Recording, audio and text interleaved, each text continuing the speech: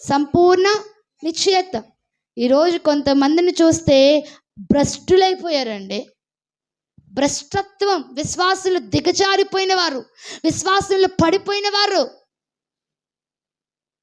దేవుని వాక్యం ఉంటుంది కదా, విశ్వాసములో సంపూర్ణ నిశ్చయత కలిగి యథార్థమైన హృదయముతో మనము దేవుని సన్నిధానమునకు చేరుదుము. దేవునికి స్తోత్రం, హల్లెలూయా.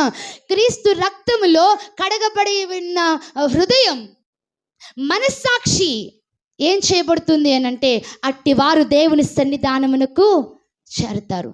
మనము నిశ్చయముగా యథార్థ హృదయంతో ఎక్కడికి వెళ్ళాలట? చూడండి ప్రియులారా, ఎంతో మనస్సాక్షి, హృదయ శుద్ధి కలిగిన వారు ఎక్కడికి వెళ్తారనంటే, హృదయ శుద్ధి గలవారు కానివ్వండి, కల్మషము లేకుండా మనస్సాక్షి కడుగుకున్న వారు కానివ్వండి, వాళ్ళు ఎక్కడికి వెళ్ళాలి అనంటే ఆయన సన్నిధానములో ఉండాలట. దేవునికి స్తోత్రం, హల్లెలూయా.